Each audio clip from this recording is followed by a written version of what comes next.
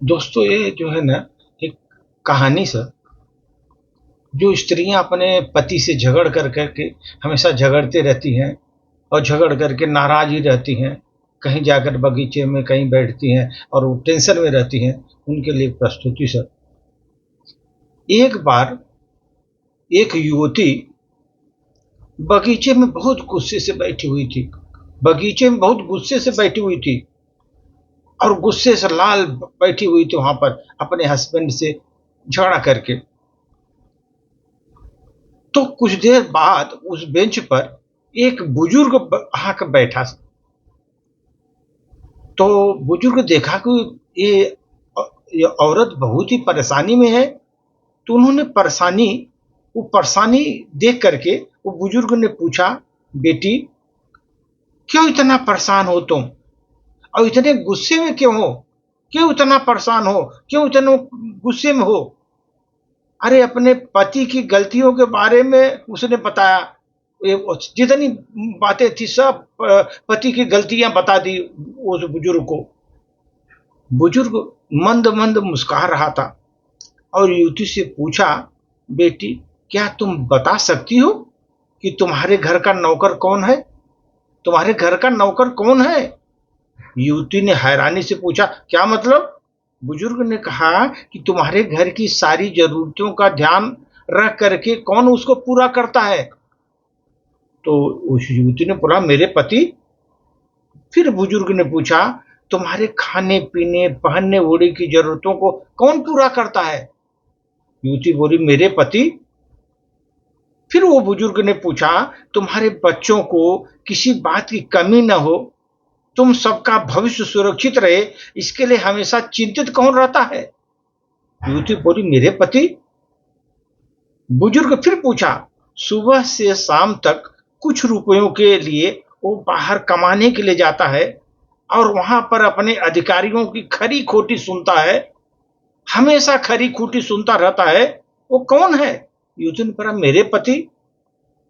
फिर बुजुर्ग बोला, परेशानी और गम में कौन तुम्हारा साथ देता है? युवती बोली, मेरे पति।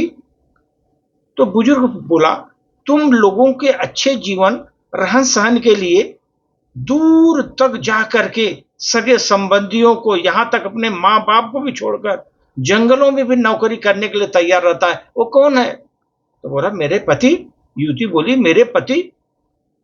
फिर बुजुर्ग ने कहा, घर का गैस, बिजली, पानी, मकान का मरम्मत, रख रखाव, सुख सुविधाएं, दवाइयां, किराना, मनोरंजन और भविष्य के लिए बचत बैंक, अस्पताल, स्कूल, कॉलेज, पास पड़ोस, ऑफिस में ऐसी ही ना जाने कितनी जिम्मेदारियां हैं, एक साथ लेकर वो चलता है, वो कौन है? तो युवती बोले, मेरे पति। तो बुजुर्ग बोला, तुम्हारी अगर बीमारी हो जाती, कभी बीमार हो जाती हो, तो तुम्हारा सेवा कौन करता है? तो युवती बोली, मेरा पति। बुजुर्ग ने कहा, एक बात बताओ, तुम्हारे पति इतना काम और सबका ध्यान रखते हैं, तुमने कभी उनके बारे में कभी सोचा कि तुम्हारे लिए इस बात के लिए कुछ पैसे लिए तुमसे? युवती ने कभी नहीं लिए।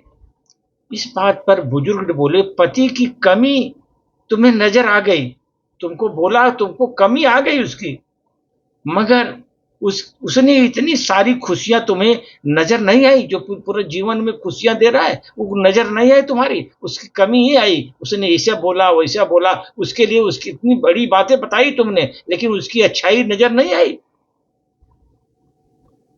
आखिर पत्नी के लिए पति क्यों जरूरी है?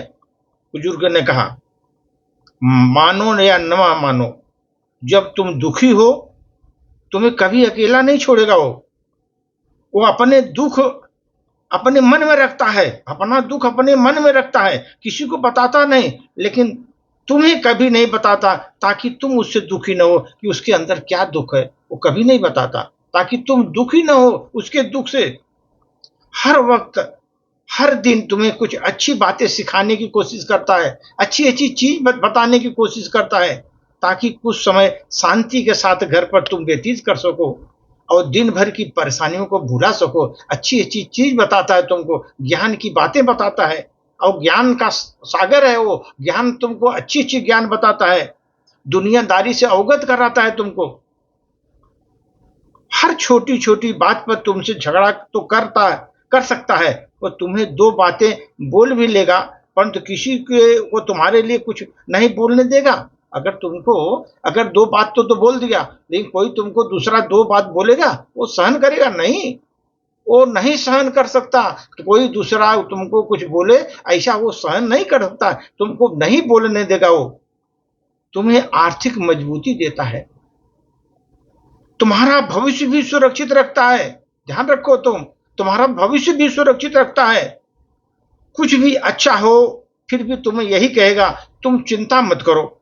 अगर अच्छा नहीं हुआ कुछ तो बोले चिंता मत करो, सब ठीक हो जाएगा।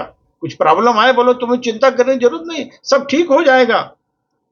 माँ बाप के बाद तुम्हारा पूरा ध्यान रखना, और तुम्हें हर प्रकार की सुविधा सुरक्षा का काम कौन देता है? तुम्हारा पति ही देता है। तुम्हें समय का पाबंद बनाता है वो। टाइम से उठो, काम करो, समय का पाबंद पति बनाता है। तुम्हें चिंता न हो, इसलिए दिन भर परेशानियों से वो घिरा रहता है। परेशानियों से घिरे होने पर भी इतना परेशानी उसके ऊपर रहती है, ऑफिस का, काम का, फिर भी तुमको 15 बार फोन करता है वो। अगर फोन तुम किया उसको, तुम्हारा फोन भी सुनता है और हर समस्या का समाधान भी करता है। तुम फोन करके बताते हो ये प्रॉब्लम है, वो समाधान भी बताता, भाई ऐसा है, तुम्हारी बातों को सुनता है। इसलिए पति ईश्वर का दिया हुआ एक स्पेशल उपहार है, ये समझो। पति एक स्पेशल उपहार है ईश्वर का दिया हुआ, इसलिए उसकी उपयोगिता को जानो तुम, और उसकी देखभाल करो, उसके देखभाल करो और उसकी सहायता करो आगे बढ़ने में। इस तरह का बुजुर्ग ने उसके बताया। वो युवती की आंखें खुल गई सर, आंखें खुल गई, और उसने अपनी गलती स्वीकार की। हमारा पति हमारे लिए इतना कुछ करता है, और दो बात बोलकर मैं रूठ करके मैं यहाँ पर बगीचे में आकर बैठी हूँ, और अपने बुजुर्ग से मैंने कितनी उसका बारे में गलत बातें बोली। उसको बाद में एहसास हुआ। इसलिए यह सब हमारे जितने भी विवाहित स्त्रियां हैं सबके लिए एक मैसेज है सर। ये ध्यान रखिए, पति की उपयोगिता समझिए। नहीं तो पति की उपयोगिता नहीं आपको मालूम है, तब प्रॉब्लम स्टार्ट हो जाता है। इसलिए पति की उपयोगिता जीवन में समझेंगी तो आप आगे बढ़ेंगी, बहुत आगे तक बढ़ेंगी और खुशहाल जिंदगी जिएंगी सर। धन्यवाद।